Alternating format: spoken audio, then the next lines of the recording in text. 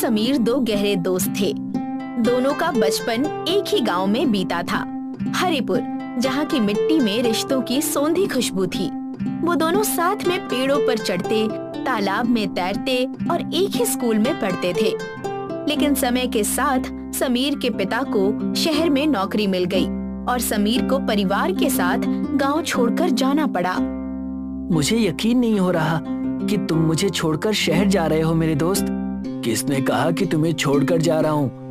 मैं तो बस आगे की पढ़ाई के लिए कुछ दिनों के लिए तुमसे और हमारे इस गांव से दूर जा रहा हूँ। लेकिन याद रखना कि मैं पढ़ाई करके फिर यहीं वापस आऊंगा।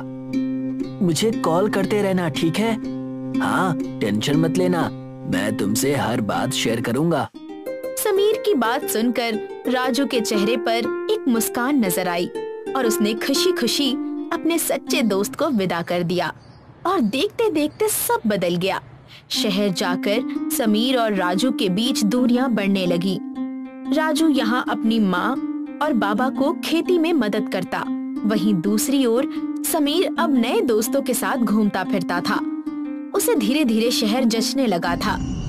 वहाँ की ऊंची इमारतें, गाड़ियाँ, मॉल, बड़े बड़े थिएटर्स ने समीर को मोहित कर दिया था और अब वो कहीं ना कहीं राजू को भूलने लगा था, जिससे राजू नाराज रहने लगा।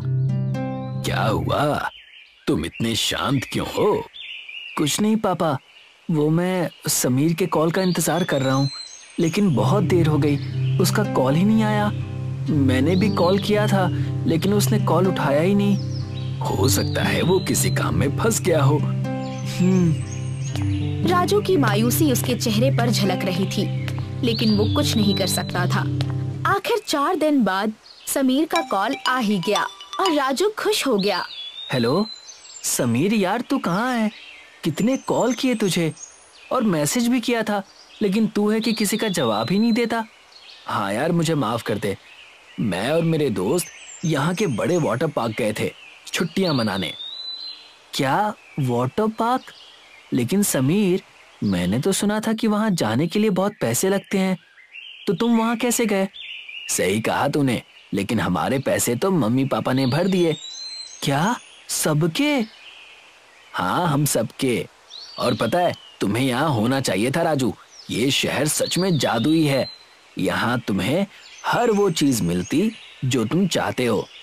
काश कि तुम भी यहाँ होते और हमारे साथ यहाँ वाटर पार्क में आते। मेरे मम्मी पापा तुम्हारे लिए भी पैसे जमा कर देते यार। समीर और राजू की बात हो चुकी थी। राजू को लगने लगा था कि काश उसे माँ और बाबा समीर के मम्मी पापा जितना पढ़ा लिखा देते और पैसे वाले होते, तो आज वो भी शहर के वाटर पार्क में जाता और बहुत मजे करता। उसे अब अपने गांव, घर और स्थिति से ईर्ष्या महसूस होने लगी थी। कुछ नहीं, यहाँ कुछ नहीं है। यहाँ कुछ भी नहीं है। ना अच्छा स्कूल, ना घर और ना वाटर पार्क। मुझे यहाँ नहीं रहना मुझे यहाँ।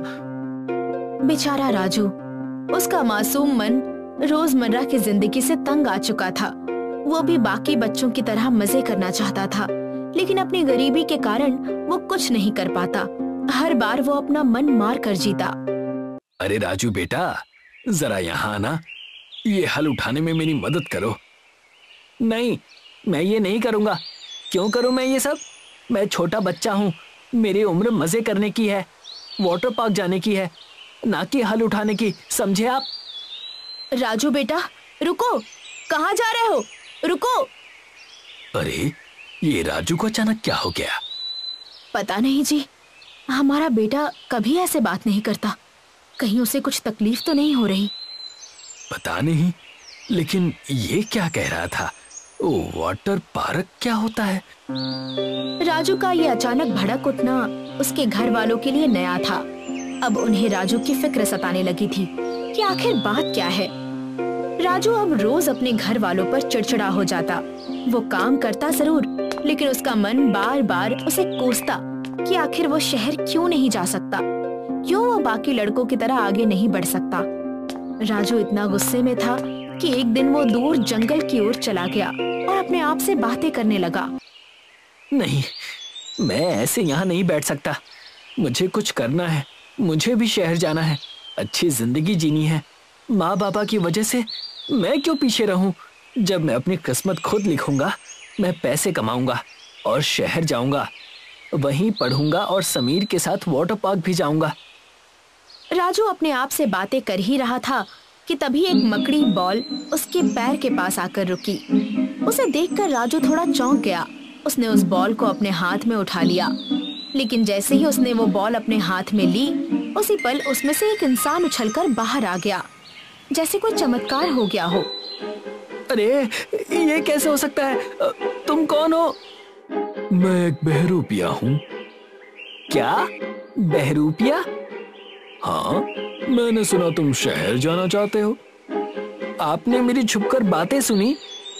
मैंने जो पूछा उसका जवाब दो। क्या तुम शहर जाना चाहते हो?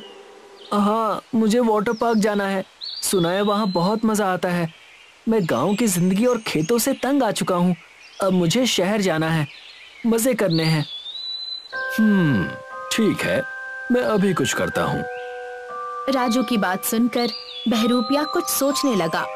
तभी अचानक उसने राजू को पानी से भरी एक बोतल दे दी और कहा, इस पानी को तुम किसी सूखे तालाब में डाल देना और वहीं पर एक इच्छा मांग लेना। फिर देखना, तुम्हारी सारी इच्छाएं पूरी हो जाएंगी। बहरूपिया की बात सुनकर राजू अचंभित रह गया। उसे ये सब एक मजाक लग रहा था, लेकिन फिर भी वो बोतल अपने साथ लेकर गांव चला गया। जाते समय उसे बस यही संशय सताए जा रहा था कि क्या वाकई ये जादुई पानी उसकी इच्छा पूरी करेगा। गांव में पहुंचते ही राजू ने गांव के पास वाले तालाब में वो जादुई पानी डाल दिया और अपनी एक इच्छा मांग ली। लेकिन अजीब बात हुई, उस जादुई पानी से कुछ भी नहीं हुआ। राजू और भी निराश हो गया। हाँ, सब झूठे हैं, सब मुझसे झूठ बोलते हैं। राजू गुस्से से घर चला गया और चुपचाप खाना खाकर सो गया। लेकिन उसे पता नहीं था कि आने वाला दिन उसके जीवन को हमेशा के लिए बदल देने वाला है। अगले दिन राजू हड़बड़ी में जाग गया। उसे बच्चों की आवाजें सुनाई दे रही थी। उसने जैसे ही बाहर जाकर देखा, उसकी आंखें हैरानी से फटी की फटी रह गईं। पूरा गांव वाटर पार्क में बदल चुका था। बच्चे उसमें खेल रहे थे, हंस रहे थे और मजे कर रहे थे। ये वाटर पार्क, ये माँ पापा देखिए ना, कितना मजा आ रहा है। राजू को खुश देखकर उसके माँ बाबा भी प्रसन्न हो गए। वे और पूरा गांव सभी बच्चों के साथ मिलकर खेलने लगे। उस दिन जैसे पूरा गांव अपनी सारी परेशानियां भूल गया था। हाय रे, ये तो बहुत ही मजेदार है जी। सही कहा तुमने।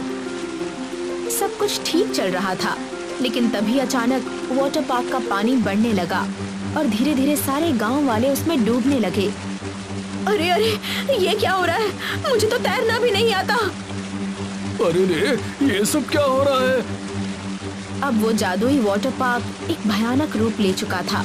सारे गांव वाले और बच्चे एक एक करके डूबने लगे। नहीं, ऐसा नहीं हो सकता। माँ, पापा। बेचारा राजू डर के मारे अपनी माँ और अपने बाबा को बचाने की कोशिश करने लगा, लेकिन पानी की बढ़ती गहराई के कारण वो उन्हें बचा नहीं पा रहा था। माँ, माँ, डरो मत, डरो मत। पापा, आप भी मेरा हाथ मत छोड़िएगा। राजू, राजू बेटा, तुम हमें छोड़ दो, खुद को बचा लो, हमें छोड़ दो बेटा। नहीं माँ, आप हार मत मानिए, मैं हूँ ना। नहीं बेटा, पानी बढ़ता जा रहा है, हमारा जीवन अब समाप्त होने वाला है। अब तुम्हारी बारी है, तुम खुद की जान बचा लो। माँ बाबा की ये बात सुनकर राजू की आंखों में आंसू आ गए। चंद पलों की खुशी के लिए उसने ना जाने कितनी बार अपने माँ बाबा को कोसा था, लेकिन अब कोई फायदा नहीं था। राजू ने अपनी आंखों के सामने अपने माँ बाबा को पानी में डूबते हुए देखा। नहीं, ऐसा नहीं हो सकता, नहीं हो सकता। तभी अचानक गांव का सारा पानी गायब हो गया। सारे गांव वाले जमीन पर पड़े थे, राजू के माँ और बाबा भी। राजू को कुछ समझ नहीं आ रहा था। ऐसा लग रहा था जैसे वो पानी पूरे गांव को निगलना चाहता था। ये सब मेरी गलती है, मेरी वजह से ये सब हुआ। मैंने चंद पलों की खुशी के लिए सब कुछ बर्बाद कर दिया। मुझे उस बहरूपिये की बात सुननी ही नहीं चाहिए थी। हे भगवान, मुझे मेरे माँ पापा लौटा दीजिए, मुझे मेरा गांव लौटा दीजिए। मुझे शहर नहीं जाना, मुझे मेरा गांव ही सबसे प्यारा है। राजू भगवान का नाम लेकर गिड़गिड़ाने लगा। पश्चाताप से वो भीतर तक टूट चुका था। तभी आकाशवाणी हुई। आखिरकार तुम्हें अपनी गलती का एहसास हो ही गया। मेरा काम पूरा हुआ। मतलब कौन है आप? मैं वही हूँ जिसने तुम्हें वो जादुई पानी दिया था। लेकिन आपने मेरे साथ ऐसा क्यों किया? ताकि तुम्हें अपने माँ पापा और गांव की असली कीमत समझ आए। चंद पलों की खुशी के लिए तुम अपनी जिंदगी उजाड़ने चले थे, इसीलिए मैंने ये सब किया। अब मुझे अपनी गलती समझ में आ गई है। अब कृपया मुझे मेरा सब कुछ लौटा दीजिए।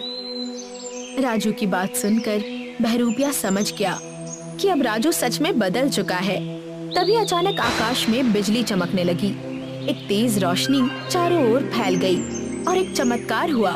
सभी गांव वालों को होश आ गया और सबको जीवन दान मिल गया। माँ, पापा, आप दोनों को कुछ नहीं हुआ, आप ठीक हैं? हाँ मेरे बच्चे। राजू ने खुशी से अपनी माँ और अपने बाबा को गले से लगा लिया।